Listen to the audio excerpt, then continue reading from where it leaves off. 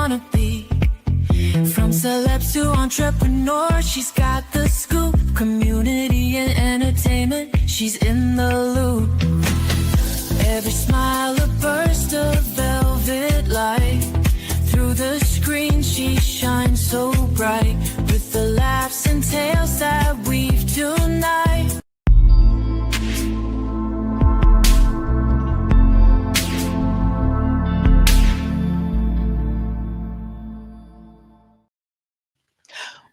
Well, welcome to another episode of Pulse of the People.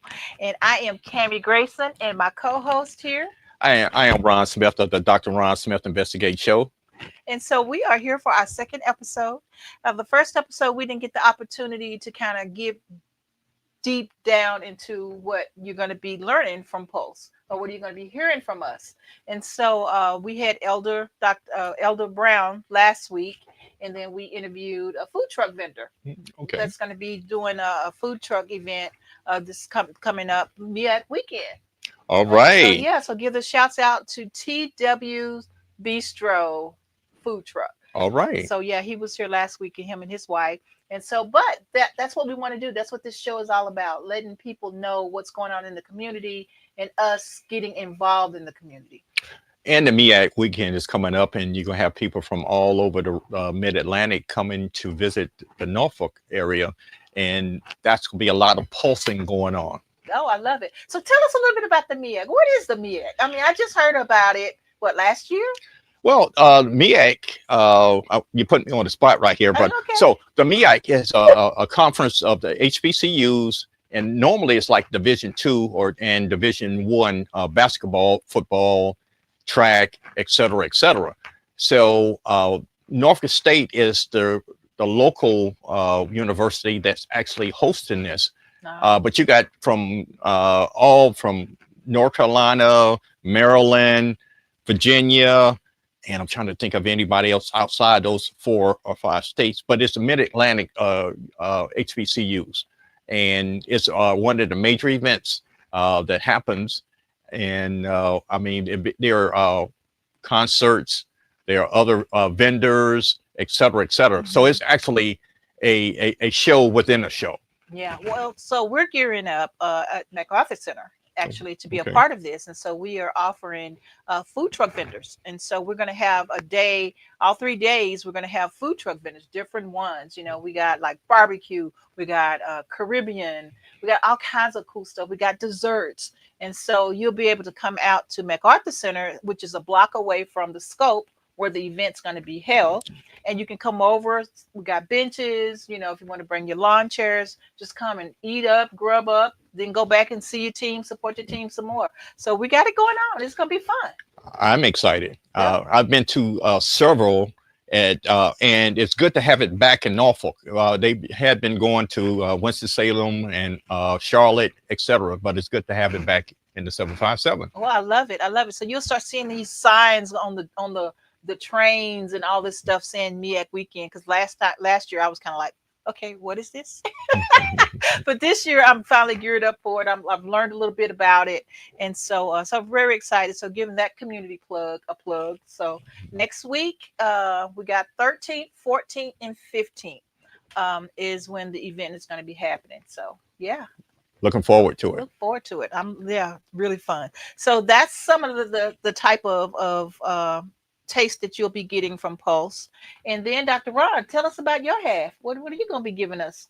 Well, really, I want to do a shameless plug about my show, which is come on at 6 o'clock on Tuesday. And I talk about financial literacy. And what I found out, and this is my season 4, and we're going to be talking about episode coming up, I think 3 or 4. But in essence is that I really thought I was in the dark about money until we started the podcast. And then I found out not many people had that discussion at home. And we know that it's not taught in school. So I think I'm doing it from the basics, which means financial literacy 101. And I call it Let's Get Lit. Yeah, there you go. Financial literacy, and get your money right. So there's 4 elements to how we obtain money. Basically, you can earn it, you can win it, you can marry it, or you can inherit it. Okay. Yeah. So basically, since I'm not married to it and I didn't get the inheritance and I haven't won the lottery, so I have to focus in on earning it. And actually, how do you actually maximize what you earn? So in my podcast, my goal is not only talk to the people who are in the middle or upper middle class to rich. I want to really have a strategic and a strategy for people, what they call the working poor, which means basically $50,000 and below. You know, some of the tips that I give you will enhance what you have. So basically, that's the whole formula right there. Wow, I love it. So, you know, it's amazing. You said 55 and below. The average American make at least 55 a year. And so, so at that level, I mean, so are you saying most people are poor at that level? Well, they consider the working poor. And the reason why is that housing is the most expensive thing that you will be able to purchase outside. You know, you're talking about businesses and entrepreneurship, real estate. That is another category. But owning a home is probably the most expensive thing that you can accumulate. And right now, if you are in that bracket, it's very difficult unless you consider some other strategies that I share on the show. So yeah, you guys, you need to tune in every Tuesday at 6:00 p.m. To hear his show live. And also, if you go on live with Dr. Ron, you get the opportunity to actually ask him questions and talk to him via the chat. So it's best to go on his show live on Tuesdays right here on SKST Radio and YouTube, Spotify, all the different podcasting locations. You can catch Dr. Ron's show. And also started this year, I started TikTok. So you can catch me on some. I'm doing some TikTok. And to add with that is that I call myself an expert, which is I'm uniquely qualified because I've been in each of those brackets. I've been poor, middle class, and I can accumulate some things business wise to be in that rich and wealthy. But here's the thing. Everybody will have to pay taxes, and everybody eventually has some type of debt. Now, I go into the study of there's good debt and bad debt, you know, but I don't know if we had that much time to hear. We're going to move to some more other topics. But the whole thing is if you can reduce your taxes and eliminate your debt, no matter if you make 40,000 or 80,000, what your quality of life would totally be improved. And what I mean by that, I think everybody is searching for that Goldilocks. And what I mean by it, what is freedom, financial freedom to you? I know, you know, my grandparents, they probably never made over $50,000.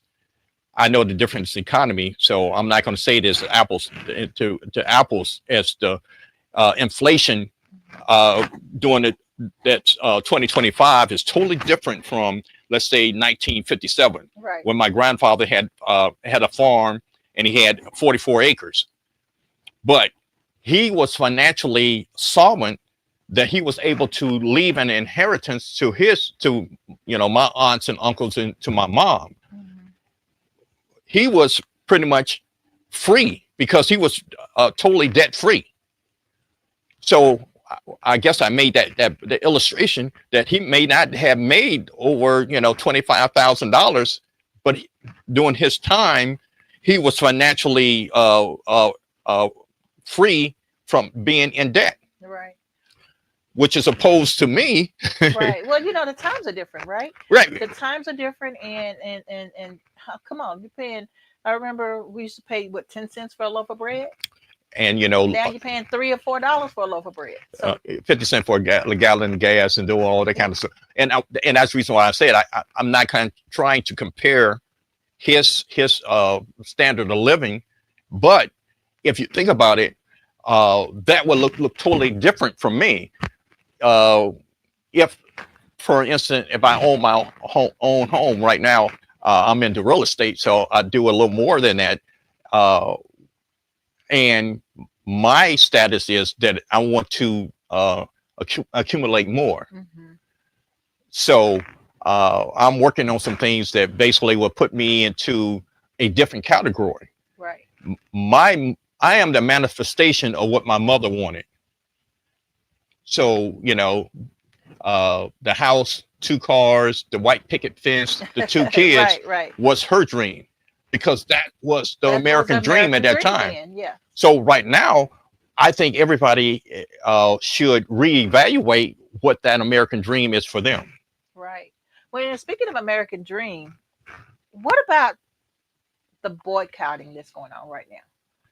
What about that? I mean, this is the stuff that we want to know. We want to know, does it make sense? Because I know a lot of people are on the borderline. They're scared. They're afraid to tread the water, right? Because they feel like what's going to happen where they are. They might be, just say, the only person that look like me in their workplace. How do you get around this? How do you get around this and not be the bad guy throwing the tomato? Well, first of all, even during the civil rights movement, you got to realize that I grew up in Alabama, and I went to Alabama State University, which is in Montgomery, which I want to mention this weekend is the 60th anniversary of Bloody Sunday, which was actually the march from Selma to Montgomery, where they had the dogs, the water hose that they got beat back. So so you can imagine if you was still employed during that time, you think it's a fear factor now. Right. See, we should not be in fear. We shouldn't be in fear, but it's still out there. Everything is still there. It's not like it's disappeared. I understand that. So, but my point is that if you really want to be fear, you should be 60 years ago. Yeah. Okay. So we should be more educated. We should be more grounded, and we should be having a better leadership. It's amazing that during the civil rights movement, we could name Martin Luther King Jr., Malcolm X, Medgar Evers, Fannie Lou Hamer, Dorothy Height. We had people that actually were speaking truth to power. It's apparently the only person I see right now is Pastor Jamal Bryant. He's out in Atlanta, and he's a pastor of New Birth Baptist Church.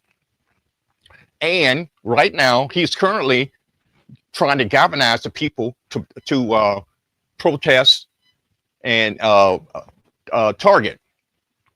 Now, the reason why he said he picked Target, irregardless of Walmart, Best Buy, and all these other people, he said that basically Target made a pledge to spend at least $2 million with black businesses after the George Floyd incident. Okay. He said they are reneging on that because of what this current administration is talking about.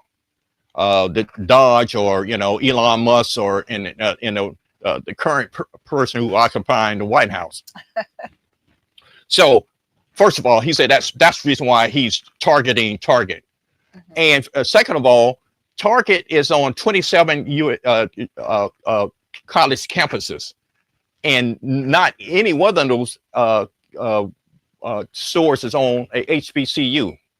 Target employs over 400,000 black employees, which means that basically they are the second largest employer besides the federal government. Well, that was before this administration come in. Right. He's definitely trimming that down. Even some of the people that voted for him, they lost their jobs right away. But since that's that commercial. So you asked for it, you got it. Toyota. Hey, be careful what you ask for. And here's the other fact. Black folks spend $12 million a day at Target. Wow. So these are the facts that up until a couple of weeks ago, I wasn't aware of how much that we can actually influence Target, because we know most issues are solved. Since I mentioned that I grew up in the Montgomery area, the bus boycott was mostly about economics than it was the protest. 300 and I think it was 63 days, not any of the black people rode the bus to work, to get around in the city. And my point is, that's when the deal was actually made. It wasn't about the protests. So I think he's very on to something. I'm surprised, quote unquote, where is the other black leadership? I know I don't hear from the NAACP National. I haven't heard from the Urban League. I hadn't heard. When are we going to galvanize our people with some leadership to address issues? And even I'm going to be really radical right here. I don't see no leadership from the Democratic Party. What is the Democrat? Even yesterday with the State of the Union, all we do is wearing pink and hold up a sign. There is no strategy in place. Okay. So in my mind, everybody is scorned at this point. I believe our party, and this is just my thoughts, I believe our party is very disappointed. Your party? Our party. No, it's not my party. My party. Okay, my party. Okay. It's not my party. And so I believe they're just disappointed in. And I'm not a party of the other party either, by the way. So okay, and that's what I'm saying. So they're disappointed and they're hurt. It's kind of like that landslide. All those blue turning red. I mean, it was just weird how all that happened. And now you got what you asked for. And so they're just sitting back. They're just sitting back because it's kind of like, what else? We've got beat down now. What else do you want us to do? We've done all we could. We asked for help. We did all we could to make it where it's not where it is today. And now you're looking for somebody? You're saying who? Are you talking about the Democratic Party? Yeah. And I'm saying then there is a failure of leadership. Okay. There's a failure of leadership. Sit back. That's from all over, though. You're saying it's just the Democrats. It's everywhere. Oh, no, the Republicans got it. They on a mission. Even they don't agree with each other.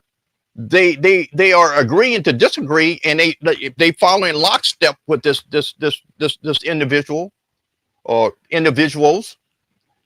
So they are executing a mandate. What are we executing? Do we have the power to execute anymore? Well, my point is, when we were in there, we didn't do what we were supposed to have been doing. So why are you trying to? Why are you on the soapbox now? I mean, it's like you had your chance, you had your opportunity. So now I'm flipping it because I'm not for either party either. And so, but I'm flipping it and I'm saying, okay, you had that opportunity. You had 2 terms of opportunity, and you didn't do it. And so now, because somebody else different is in there doing what they said they was going to do, flipping the whole script, now you mad? Now you're not going to show your face? Now you're not out there? Now you're disappointed? You hurt? What do you want? What do you want people to do? I mean, okay, so you're agreeing with me. I am, because at the end of the day, there is no one to look up to. And so now you understand why I am.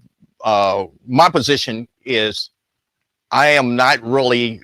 I really don't care about the Federal Reserve.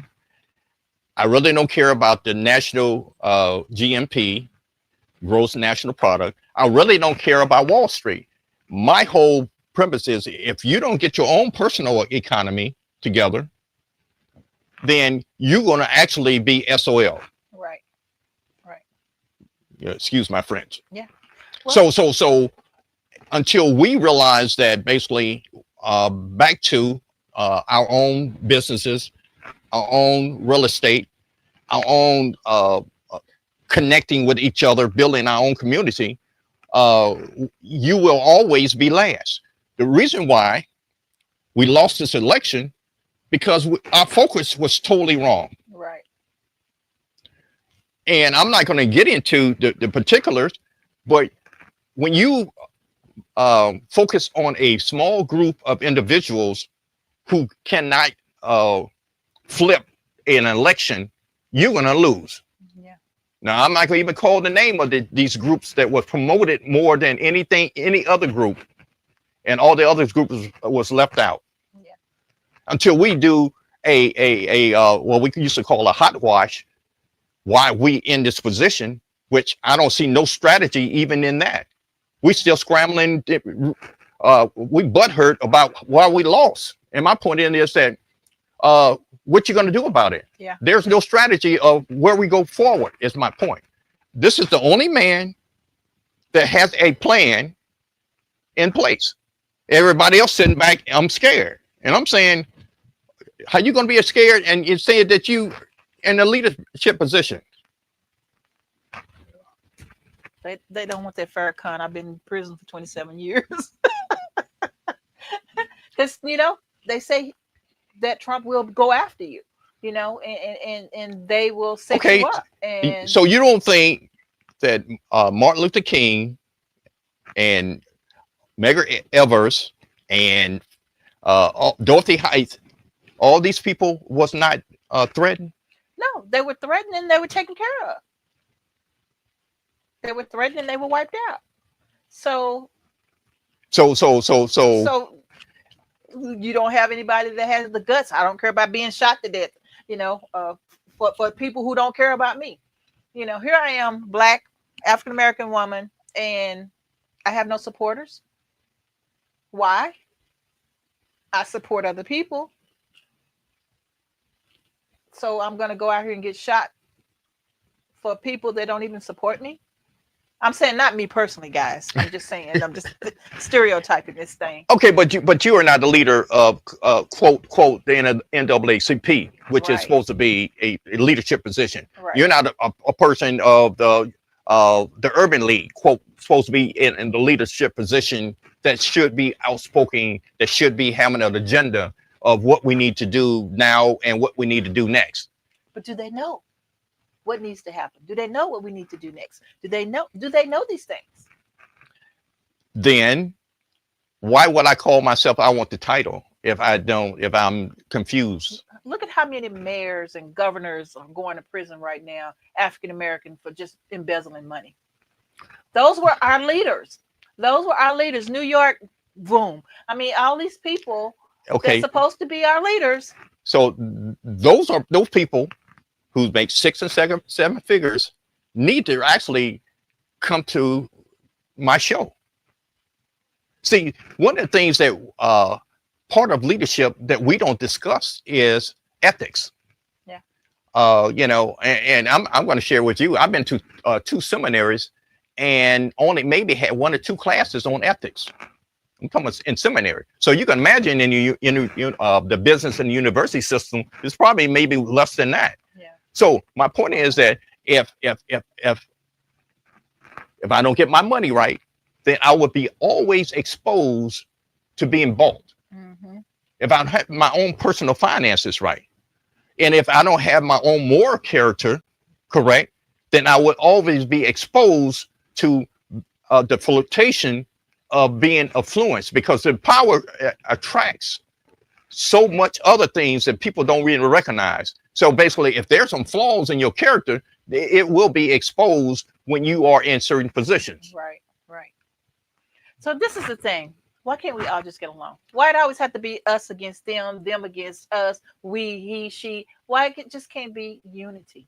Okay, but I don't want you to skip over what I just said. No, I'm not. Because if I have a person of integrity and character, then you can't buy me, and you can't influence me by your hips, lips, and fingertips. If I'm solid in my relationship, is my point. Mm-hmm. So what you have is you got people who want these titles who actually are flawed characteristically.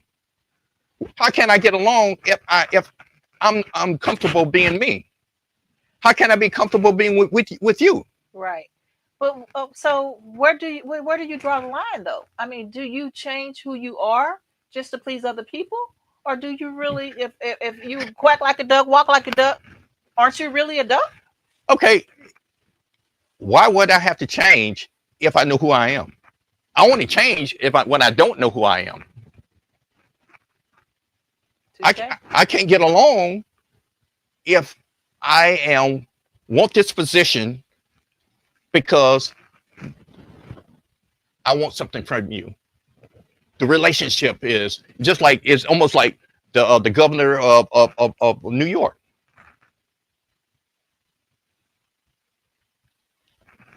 I mean, the mayor of New York. I know what you're talking about. The other governor had his own issues. Yeah. And he's trying to get back into election to be the mayor of New York. Yes. And my point is that so we appoint people in positions that are really questionable in character. Right. There have been mayors who have been successful without them actually having any scandals. Mm-hmm. The mayor of DC right now. And this is, I think, her second or third term. She's taking the bumps and bruises of being a politician, but you don't hear anything about her embezzling money attached to any scandal. Yeah, yeah. That's my point. So, I mean, it's a good point. It's a good point. I'm just saying, we cry about things as a people. We cry about things, but we don't do the right things half the time.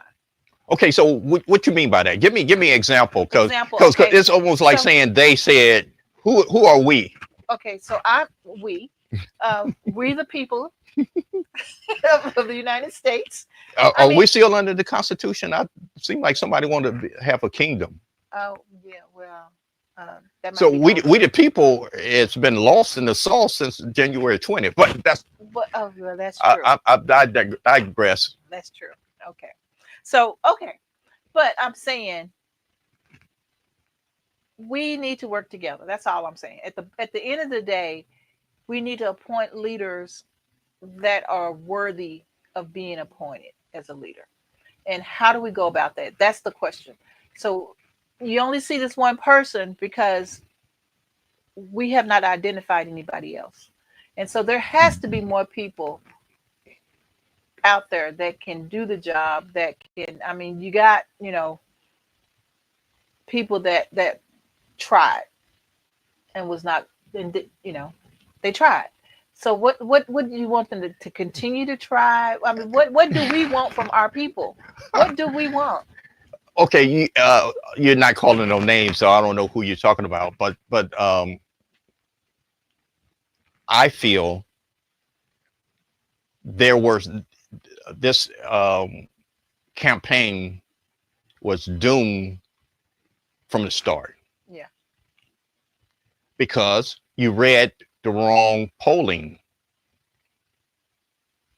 and you were drinking the wrong Kool-Aid. And my point is that when you have, it's almost go back almost 20 years. You remember what, and I'm gonna quote what President Bush said. I think it was Bush. He said it was about the economy, stupid. And my point is that when you overlook that and think it's about anything else, what this administration promised, well, of course, they're not living up to their promise from day one, right? But at least they promised economic stability, a promise of reducing inflation. At least they acknowledge it, that it's there, and the other administration did not. I got that. And so, I got that. So I rest my case. Yeah, I got that. But at the end of the day, we got who we have, and we have to be respectful. And we need to take a break right now. And we need to take a break. All right, we'll be back, guys, after these messages.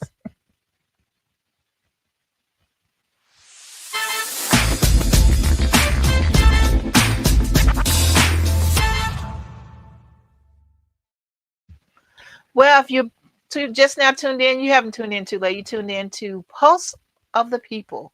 And I'm Kami Grayson. And I'm Ron Smith of the Dr. Ron Smith Investigate Show. And so we got some great topics here. I mean, Dr. Ron is on his soapbox today, boy. Let me tell you. Dr. Ron, what else is on your paper? What else we got over here that we missing out? Well, I was going to talk about a part of the federal downsizing. And, in theory, I think in general, I agree with it. I don't agree with the execution of it. If you worked with any part of the government, you understand that basically there is fraud, waste, and abuse. But you just can't take let's say a street light and wipe out the whole thing, where you need a pin light to really dissect that. It's almost like, why would I have a machete when all I need is a scalpel to reduce the fraud, waste, and abuse? That's the issue that I have with this whole operation. Second of all, you have people who have never worked within the system. All the people that's in this cabinet and its administration were outside looking in. Very few of them were actually inside to understand how the operation of it. Yeah. And if they were disgruntled and they was fired, and they got retreaded back in. Yeah. So when you do this mass layoff, I thought we want to keep the unemployment rate, low. What he just done is created a new unemployment rate, which they don't even talk about now. Let me tell you why. I was just talking about this today. They're not being actually fired. They're being laid off. It's a difference. You're being furloughed for a certain amount of time. You've been offered a payoff. Okay. So you're not actually fired. Normally, when you're fired, you're out. You don't get any severance. You don't get any this. You don't get any of that. So technically, what happened? Did you get fired? No. I got a severance letter. I got 3 or 4 months of pay. Which mean that you cannot collect unemployment. There you go. So I've seen people walking out with their little boxes of stuff out there in it, and I've heard stories of people who have been given 15 minutes to get all their stuff out of their desks and be escorted by security. And these are not the people who are slackers. These are not the people who were, late. These are not the people who were not high producers. We are talking about people who were pretty much top of their game. Now they have to give 5 reasons of what they did last year to keep their job. So, process of elimination. That's all. That was just a quick strategy just to get rid of people.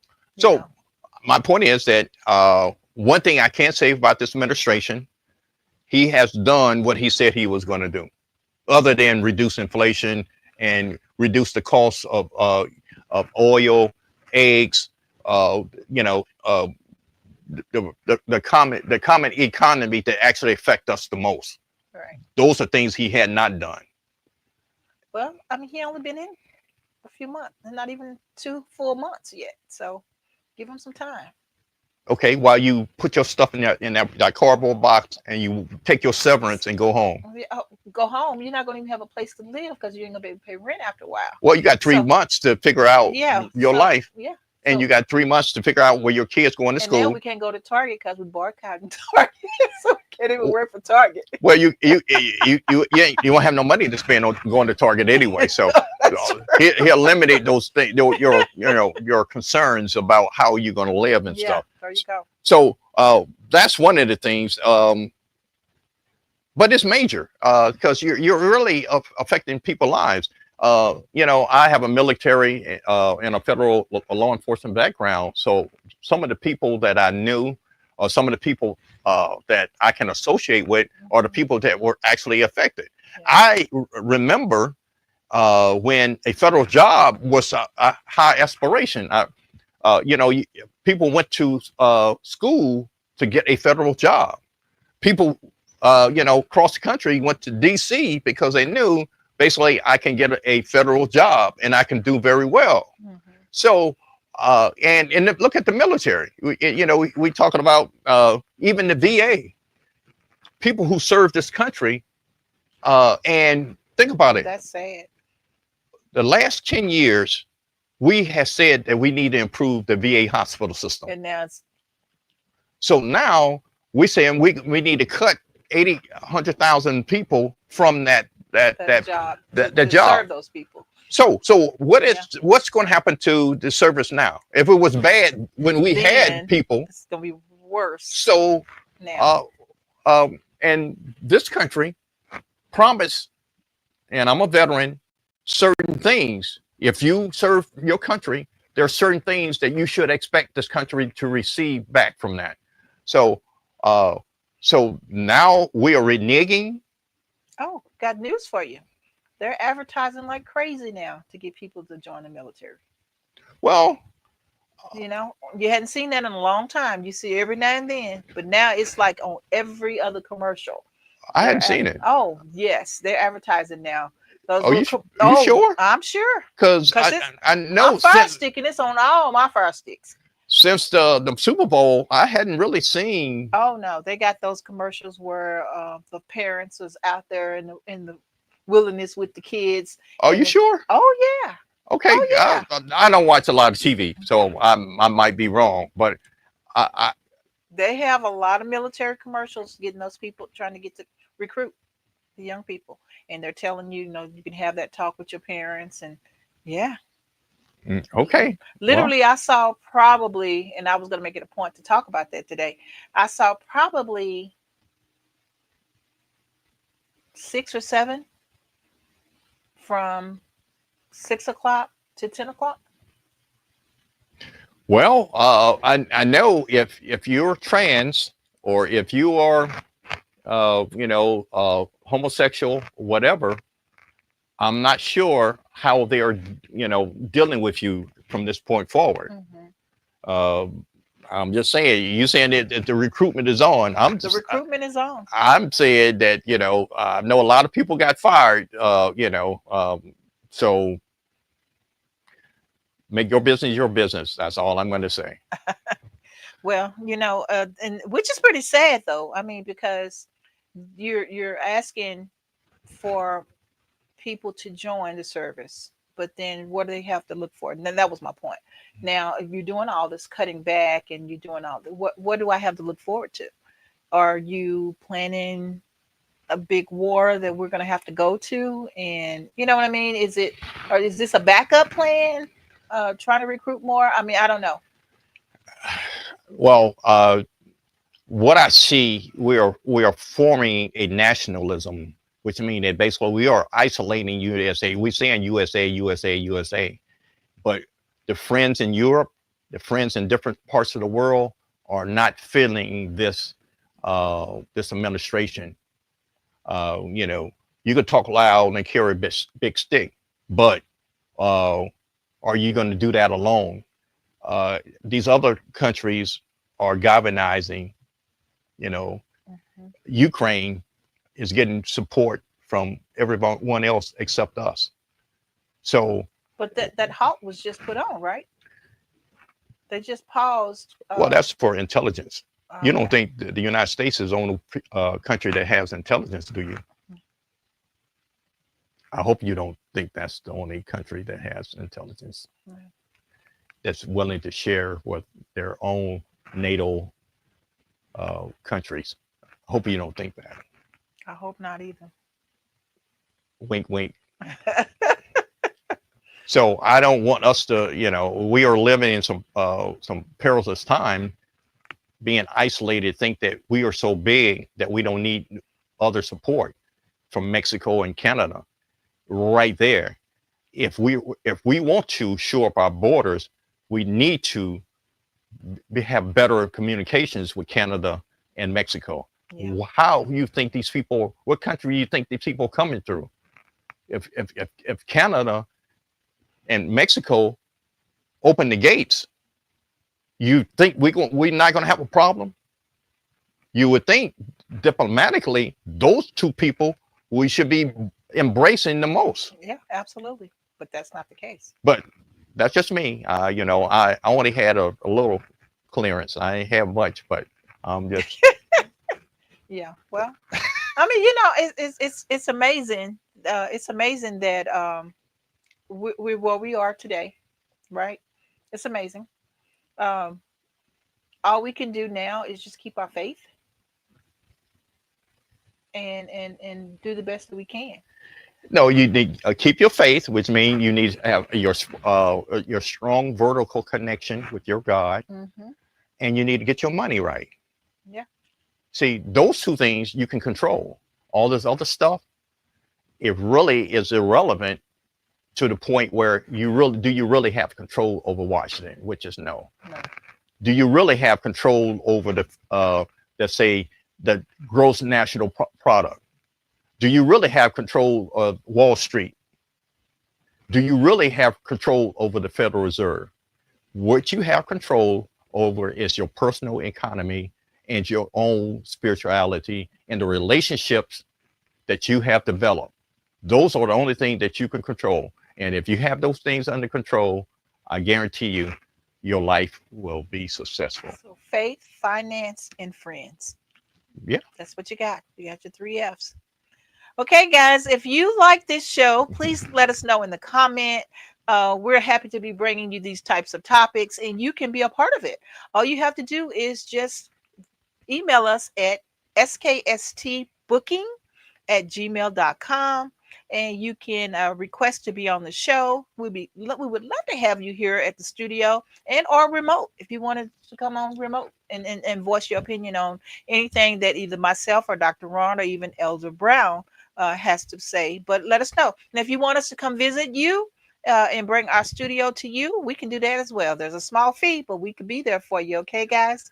All right. And don't forget that they can have the chat. You can put some things in the chat while we're doing the live. So basically we can respond to if you have some things you want to say. In the chat. There you go. Okay, guys. Until next week, right here on SKST Radio, I'm Kami Grayson. Hey, I'm Dr. Ron. And we'll see you next week. Bye for now.